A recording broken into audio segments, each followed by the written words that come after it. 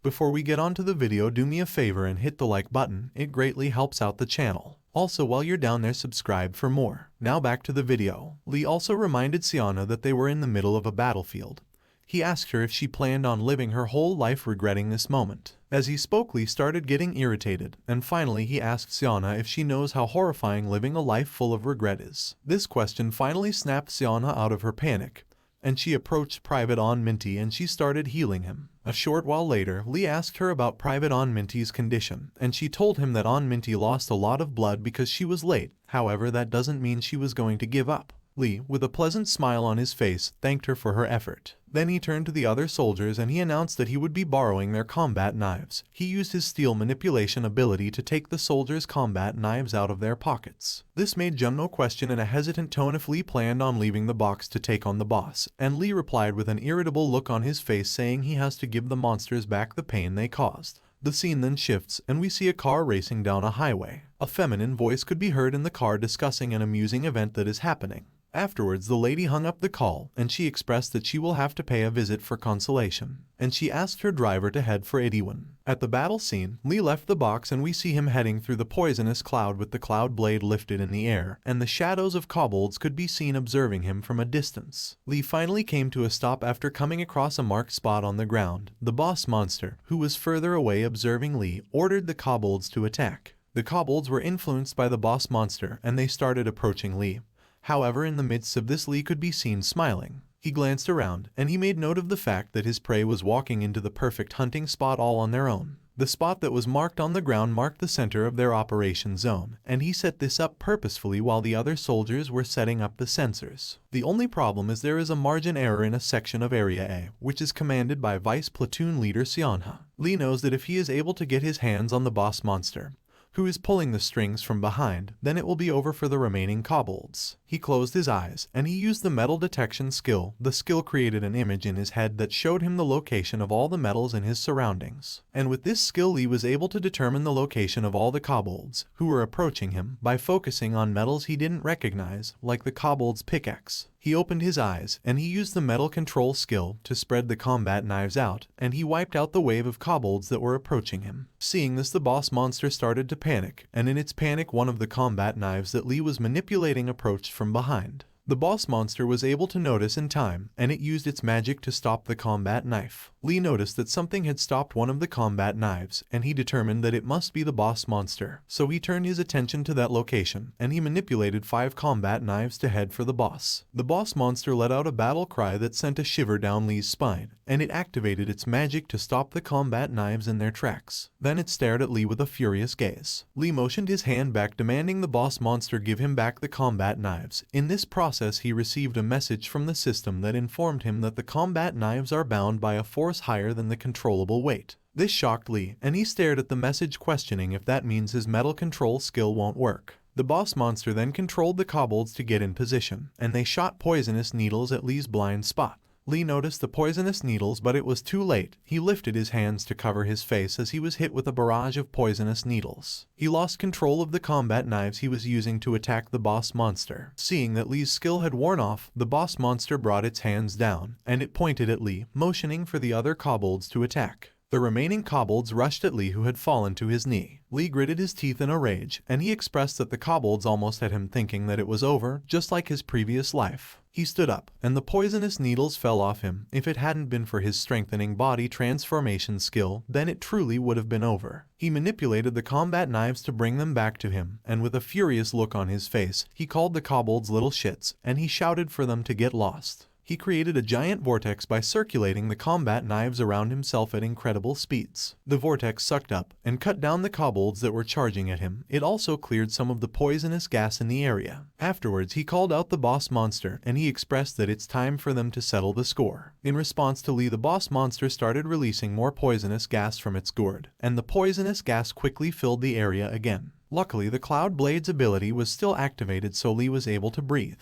He expressed loudly to the boss monster, who had disappeared into the poisonous gas, that it would be pointless for it to continue struggling. And he asked if the boss monster knows how much effort he put into making sure that it will be the only one remaining. He activated his metal detection ability again, and he was able to determine the boss monster's location. However, he knew that he would have to attack carefully, since recklessly throwing the combat knives at the boss monster will only get them caught like last time. So he continued to observe the movements of the boss monster. The boss monster had its hand on the ground and it wasn't moving from this position. This made Lee question why the boss monster's movements had stopped. He looked down at his feet, and he noticed that the boss monster's magic was moments away from grabbing hold of his leg. In a panic, he tried stepping back, but the boss monster's magic was able to grab hold of his leg. This caused Lee to lose his balance and he fell on his back. The boss monster picked him off the ground using its magic, and it brought him above the poisonous gas. Then it threw Lee into an area that had a higher concentration of poisonous gas. The boss monster stood from the ground, and it started laughing and relishing in what it thought was victory. Lee shouted from the poisonous gas, calling the boss monster a little rat. This shocked the boss monster, and it turned its attention to Lee,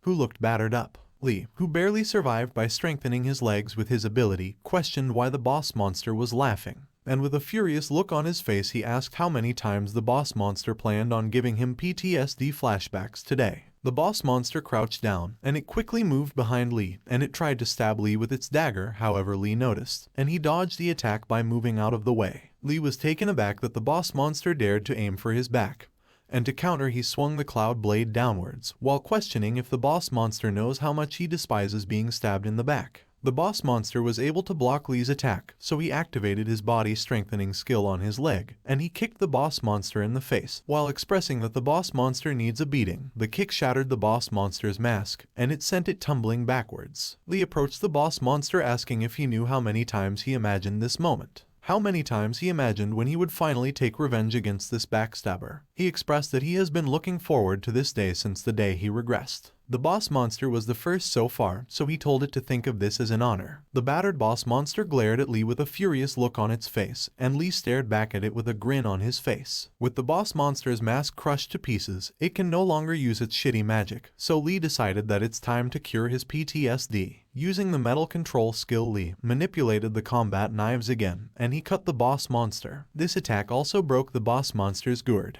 And while it wallowed in pain, Lee approached, expressing that the boss monster is quite sissy, and he reminded it that it wasn't dead yet. He picked up the boss monster by the mouth, and he lifted it in the air, and in a cold tone he asked if it knew how many years he spent as a cripple because of it.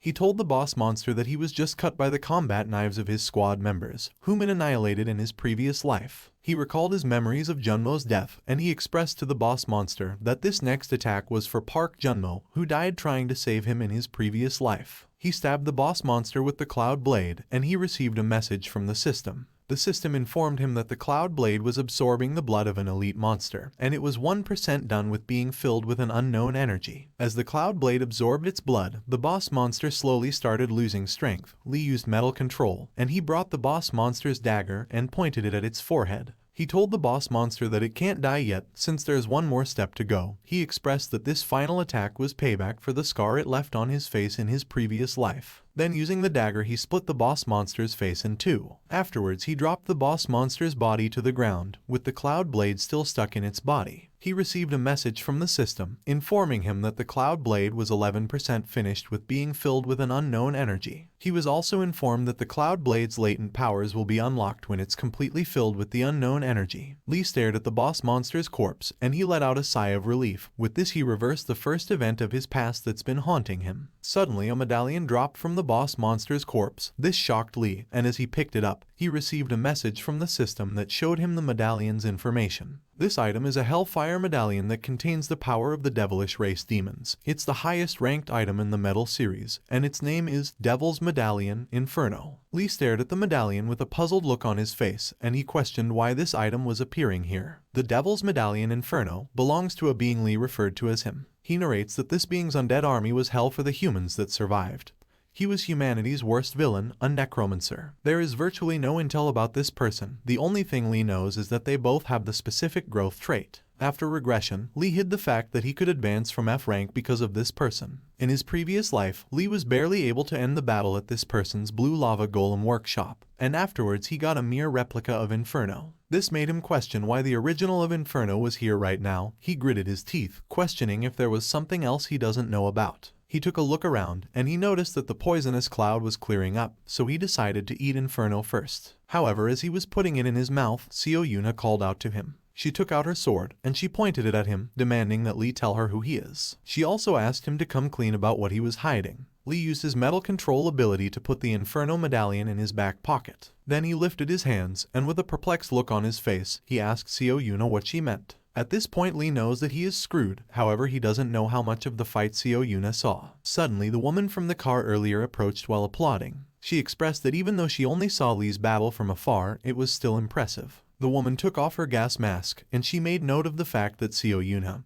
who she recognized as the third daughter of the captain of the Paladins, was present, and she expressed with shock that Seo Yuna was all grown up now. Lee quickly recognized this woman, and he couldn't help but glare at her with a furious gaze. Seo Yuna expressed that she is the captain of the 1st Battalion Attack Squad of the 3rd Amp Brigade, and she reminded this woman that she is inside a military operations area, a place where civilians aren't allowed. However, the woman ignored her, and she approached Lee. She took out her guild card, and as she was reaching forth her hand to give Lee the card, she introduced herself as Catherine Yu, head of the Soul Attack Unit of the Blue Flower Guild. Catherine is the second daughter of the leader of Korea's most powerful civilian guild, the Blue Flower Guild, and she is an rank hunter. Catherine shoved the Blue Flower Guild's card in Lee's face, expecting him to fondle over it. However, to her surprise, Lee seemed uninterested. This led her to ask if Lee doesn't know who she is. Lee, who could barely contain his anger, bit his bottom lip to mask it. Of course he knew who Catherine was. Of all the villains annihilating mankind, she is one who he couldn't forget about even if he tried.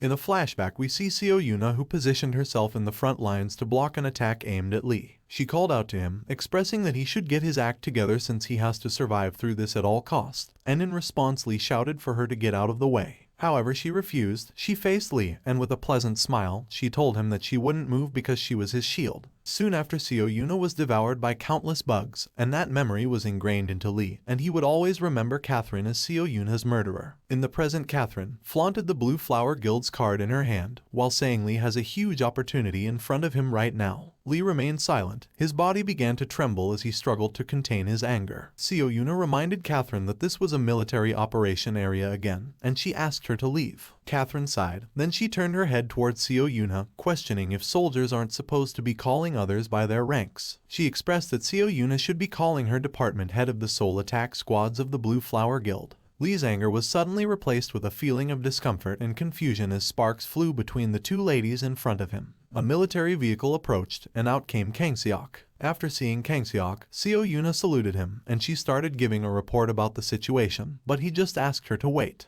He turned to the right, noticing the corpses of kobolds that laid on the floor. Then he turned to the left, and he noticed the boss monster's corpse, which still had Lee's cloud blade struck through its chest. As Kang Seok looked around, Lee started sweating nervously as he realized that there is no way out of this one. Kang Seok turned his gaze to Lee, and instantly Lee's conscience tried to run away. However, Lee held it back. His conscience fought back, saying Lee should handle this mess on his own. Firstly, Kang Seok addressed Catherine. The two exchanged greetings, and Kang Seok expressed that the military is extremely grateful for the reinforcements sent by the Blue Flower Guild. But he reminded her that this is a military operations area. An unauthorized entry into the operations area without prior agreement is not acceptable, even for a guild like the Blue Flowers Guild. And he asked her to leave. Catherine expressed in a disappointed tone that, as typical, soldiers are very inflexible, and they were getting in the way when she was just about to get into the important stuff. She kissed the Blue Flower Guild's card, leaving a lipstick mark.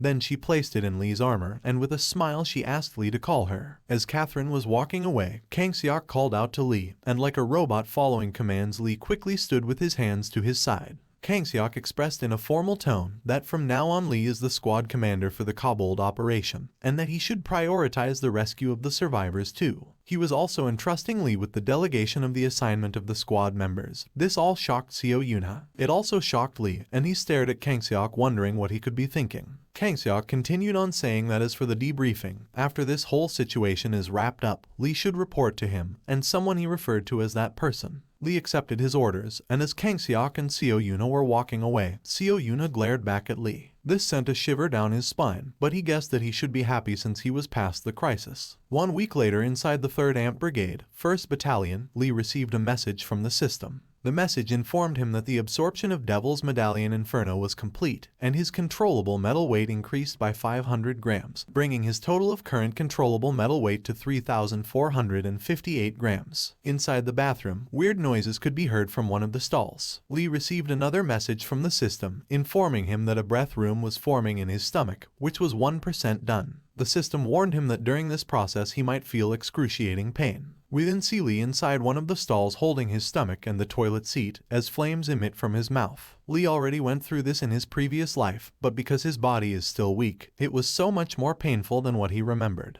Junmo entered the bathroom, and weird sounds coming from Lee's stall quickly filled the bathroom. Junmo recognized the voice to be Lee's voice, and he leaned on the door of the stall questioning why Lee was looking at something nice all by himself. Lee told Junmo that it's not what he thinks. The pain had gotten worse, and Lee's eyes began to glow. His ascension had begun. Junmo, who didn't believe him, asked him to show him the goods later, but suddenly he was taken aback by the bright light coming from Lee's stall, and Lee shouted one more time, telling Junmo that it's not what he thinks. The cobbled gate that everyone underestimated caused a large number of casualties. Fortunately, Sergeant Choi Seonha pulled Private On Minty out of critical condition, and he was safely transported to the military hospital. After that incident, Lee gave up on the thought of protecting everyone alone, and he started training the support squad members for them to at least be able to defend themselves. However, the cobbled gate left him with two problems, the first one being that Sergeant Choi Seonha started bothering him a lot after that day. The military was proving to have too many variables for things to go according to his plans, and the second problem is Kang Seok wanted him to quit working as an NCO and join him as a commissioned officer. At this point, Lee wasn't even surprised anymore. Battalion Commander Kang Seok then went on to portray that the Itaewon operation convinced him about Lee. It convinced him that Lee would be perfect for his dream to create an ideal military culture where ranks didn't matter as per his beliefs. Lee, however, couldn't understand why Kang Seok wanted to involve him in his dream. He turned his head, and he expressed in a reluctant tone that he will think about it during his vacation. 3 weeks later, the day of Lee's vacation finally came, and Lee spent most of the first day in a bathroom, getting enlightened. However, during this little detour, he fulfilled a special condition, and he was informed by the system that he has been granted a new skill. The system brought up the information of the skill. The fire skill breath room had two effects. The first was in vivo furnace, which speeds up metal absorption between 50 to 250%. However, the more efficient the furnace, the higher the pain inflicted on Lee's body. The second effect is fire breath. With this, Lee can store some of his metal in a breath chamber and fire it off as a breath. This effect consumes 3 grams of metal per breath. Lee sat in the bathroom stall in a defeated position, and as steam evaporated from his body, he expressed that he can finally stop the rumors of him doing weird things in the bathroom. He made his way to the sink, and as he washed his hands, he made note of the fact that as he is right now, he might not be able to handle the next gate. From his memory, he knows that Kang Seok faced a lot of backlash from the media for not being able to save the citizens inside Seoul Station, and that a lot of citizens inside Seoul Station died. In this gate, he could die for real, so it's a must that he prepares himself during this vacation. He quickly exited the building where he used the bathroom, since it's now time for him to actually change the future. We then see Choi Seonha putting a cigarette in her mouth. She expressed that it's been a long time since her last vacation, and she noted that military life is very shit. She took out a lighter, but try as she might, her lighter failed to work. Lee ran into her, and she stared at him, questioning if he had a lighter. Lee couldn't believe his eyes. He stared at Choi Seonha, questioning if this really was the same vice platoon leader. Thanks for watching. If you enjoyed the video, then hit the like button.